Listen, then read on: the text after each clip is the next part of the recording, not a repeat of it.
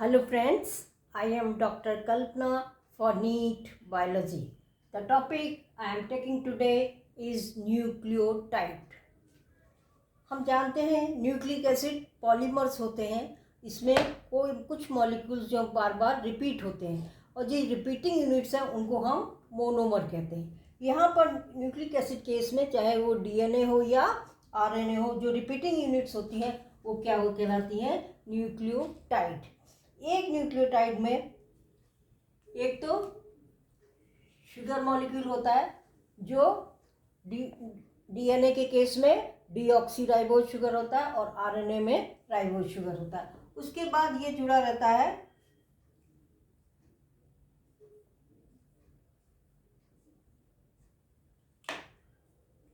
एक phosphate group से।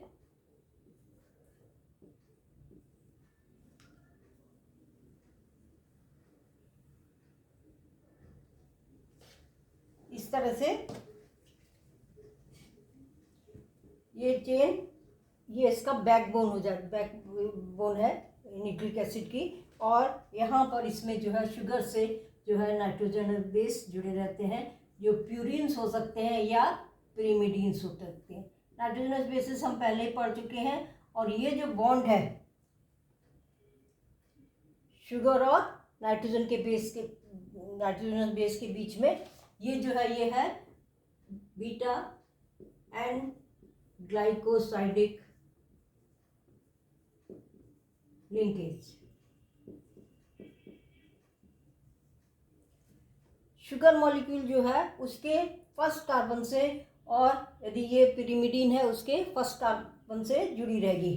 तो एक नंबर शुगर में और एक नंबर इसमें ये दोनों चीज 1-1 पोजीशन की रहेंगी। और यदि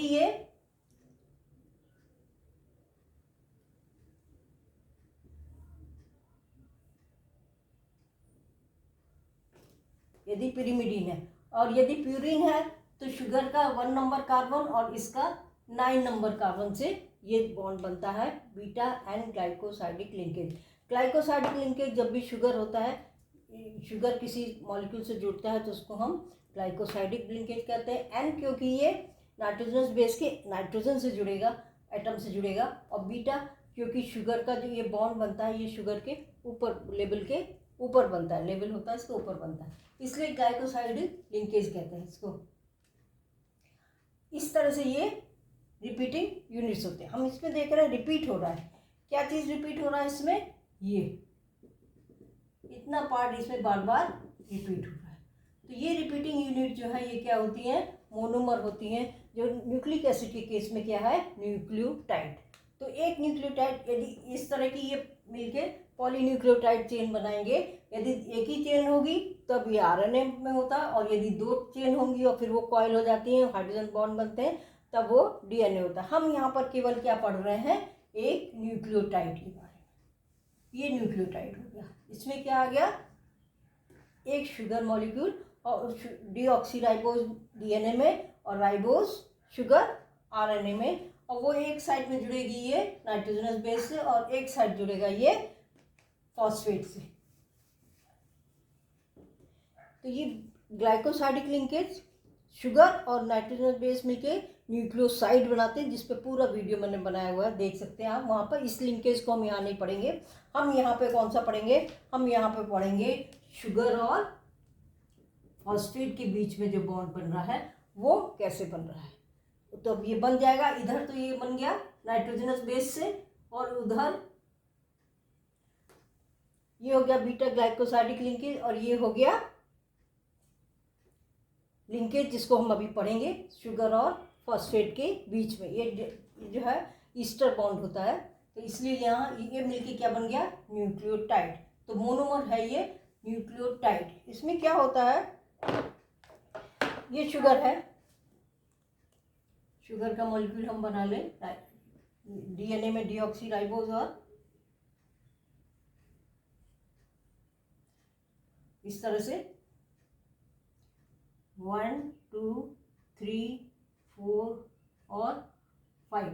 यहाँ पर ये CH2OH होता है, तो ये इसको हम इस तरह से लिखते हैं CH2, और ये OH,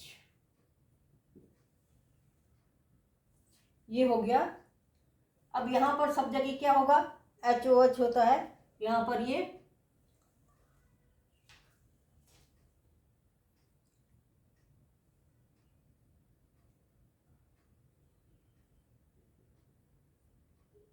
यदि ये डीऑक्सीराइबोज है तो यहाँ पर OH नहीं होगा, दोनों जगह हाइड्रोजन होगा, और फिर ये हर जगह क्या रहता है, OH और H रहता है। 1 पे और 3 पे HOH रहेगा और 2 पे ये H रहेगा यदि डीऑक्सीराइबोज है, और राइबोज होगा तो यहाँ पर क्या रहेगा, OH रहेगा, पर यहाँ पर हम इसको डीऑक्सीराइबोज ही पढ़ रहे हैं। तो ये हो गया डीऑक्सीराइबोज शुगर।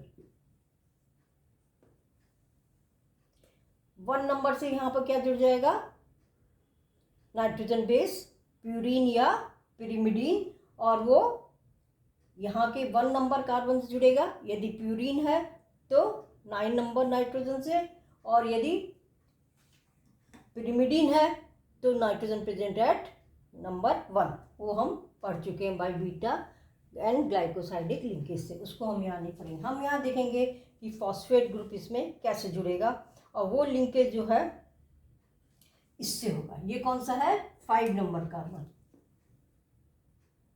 तो इसमें 5 कार्बन हो गए, 1 2 3 4 5, तो ये 5 नंबर कार्बन से यहाँ पर फॉस्फेट जो है वो जुड़ेगा। ये फॉस्फेट जो है हम इस तरह से लिख सकते हैं,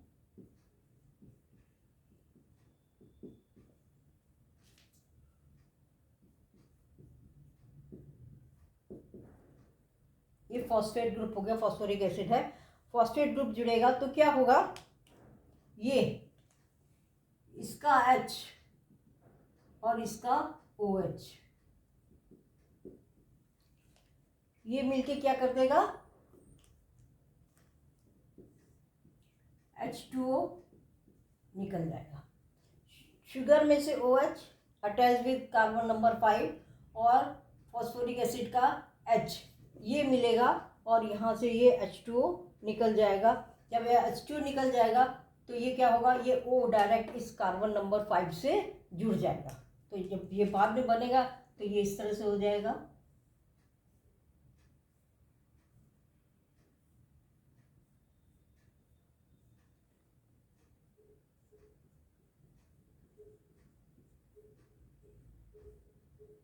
यहाँ पर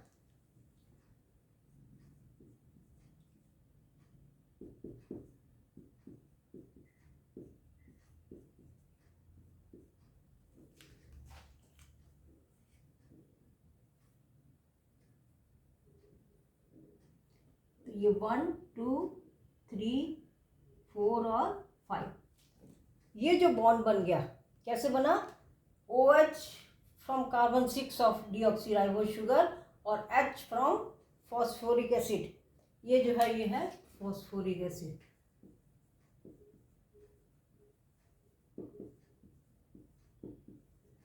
H2 निकल गया, और ये दोनों, ये शुगर और ये फॉस्फेट ग्रुप किसके थ्रू जुड़ गया, O के थ्रू जुड़ गया।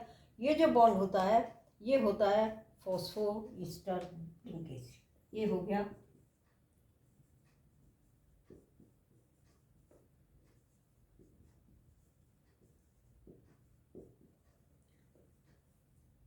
हम जानते हैं ईस्टर बनता है जब अल्कोहल और एसिड मिलके H2O निकलता है, लेकिन यहाँ पर ये एसिड तो है और इसका OH किसका है, अल्कोहल की जगह ये शुगर का है, तो ये फॉस्फोईस्टर लिंकेज, और ये जो बन गया ये लिंकेज इस तरह से जुड़ता जाता है। अब जो नेक्स्ट आएगा न्यूक्लियोटाइड, यहाँ पर इसको हम इसको कर सकते हैं कि यहाँ पर हम दिखा दें कि ये जुड़ा हुआ है कहाँ से, नंबर 1 जो है ये या तो इस तरह से हम दिखाएंगे पिरिमिडीन को, और या फिर ये प्यूरिन हो सकता है कुछ, यहाँ पर नाइट्रोजन बेस।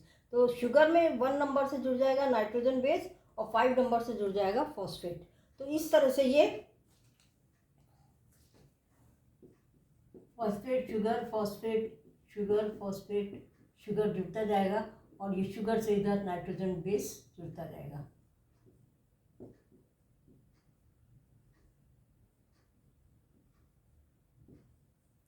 ये जो इस तरह से लंबी चेन बन जाएगी ये हो जाएगी पॉलीन्यूक्लियोटाइड चेन। तो न्यूक्लियोटाइड जो मोनोमर है उसमें इस तरह से होगा। इस तरह से इसमें 4 तरह के बन सकते हैं न्यूक्लियोटाइड। एक जिसमें क्या होगा, बेस जो है वो एडिनिन होगा, दूसरे में ग्वानिन हो सकता है, फिर किसी में ये साइटोसिन होगा और किसी में ये थायमिन होगा डीएनए के केस में, और आरएनए में थायमिन की जगह पर यूरेसिल होगा। तो ये इस तरह से स्ट्रक्चर चलता जाता है। ये हो गया बॉन्ड। तो मेन जो इसमें बॉन्ड आया वो क्या आया, ये वाला बॉन्ड जो है ये हो गया फॉस्फोईस्टर लिंकेज। ये क्या था, शुगर के 5 नंबर से, शुगर के 5 नंबर कार्बन से फॉस्फेट जुड़ा था, इसलिए हम इसको 5 प्राइम फॉस्फोईस्टर लिंकेज कह सकते हैं। अब जो नेक्स्ट होगा इस न्यूक्लियोटाइड के बाद वाला जो न्यूक्लियोटाइड होगा उसमें ये शुगर जुड़ेगा, लेकिन इसका कौन से वाले कार्बन से, 3 वाले कार्बन से।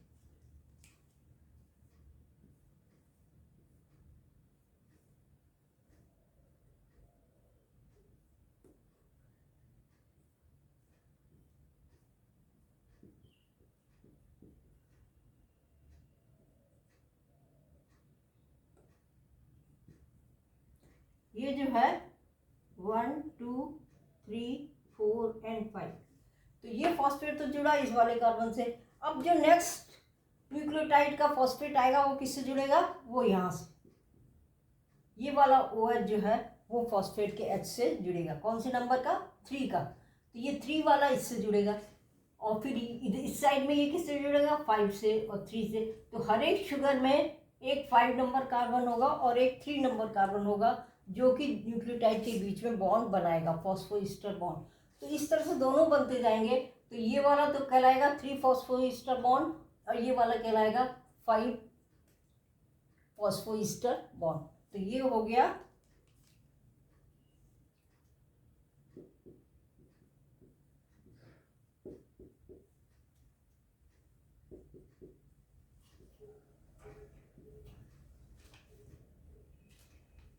तीसरी पोजीशन ये है और 5th पोजीशन ये है।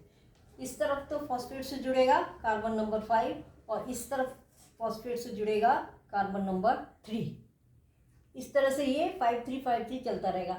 अब ये बहुत लंबा हो जाएगा, जहाँ पर एंड होगा वहाँ पर क्या होगा, यदि ये कंडीशन आएगी तो ये वाला एंड जो होगा वो डीएनए का 5 प्राइम एंड कहलाता है, डीएनए या आरएनए का। और यदि ये कंडीशन आएगी तो इसमें क्या होगा, शुगर का ये 3 नंबर का OH फ्री होगा, ये कहलाएगा 3 प्राइम। तो पोलैरिटी न्यूक्लिक एसिड में इसीलिए तरह से होती है कि न्यूक्लियोटाइड जो है पहला वाला और लास्ट वाला, पहले वाले में क्या होगा, यदि ये शुगर का 5th कार्बन जुड़ा हुआ है फॉस्फेट से तो ये 5 प्राइम एंड कहलाएगा, और यदि शुगर का ये 3 पॉइंट पे OH जो है वो फ्री है, क्योंकि इसके आगे तो कोई न्यूक्लियोटाइड होगा नहीं, लास्ट है ये, तो इसका यदि 3 OH फ्री है तो ये एंड जो है वो 3 प्राइम एंड कहलाता है। इस तरह से ये पोलैरिटी होती है डीएनए और आरएनए में। और ये दोनों मिला के, इन दोनों को मिला के हम क्या कह देंगे,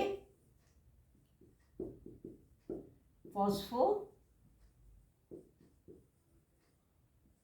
डाइएस्टर लिंकेज या बॉन्ड। तो इस तरह से ये इधर 5 फॉस्फोईस्टर, इधर 3 फॉस्फोईस्टर बॉन्ड, और दोनों को मिला के क्या हो गया 5 3 फॉस्फोडाइस्टर बॉन्ड। इस तरह से ये बॉन्ड बनते जाएंगे और ये लंबी पॉलीन्यूक्लियोटाइड चेन बन जाती है। और ये दोनों को जोड़ रहे हैं, ये 2 न्यूक्लियोटाइड को जोड़ रहा है, ये वाला बॉन्ड क्या कर रहा है, 2 न्यूक्लियोटाइड को जोड़ रहा है। एक न्यूक्लियोटाइड इतना है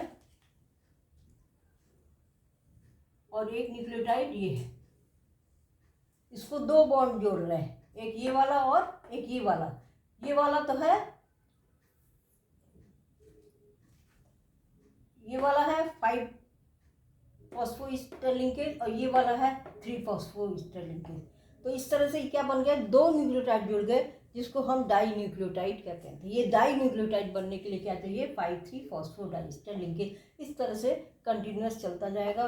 और शुगर में जो है वो 5 वाला कार्बन और 3 वाला कार्बन इम्पॉर्टेंट है। लास्ट में 3 वाला कार्बन से अटैच OH फ्री होगा, और फर्स्ट वाले केस में क्या होगा, जो 5th कार्बन है शुगर का वो फॉस्फेट से जुड़ेगा। तो इस तरह से ये न्यूक्लियोटाइड की चेन बनती जाती है, और ये डाइन्यूक्लियोटाइड बनते हैं और फिर उनसे पॉलीन्यूक्लियोटाइड बन जाते हैं।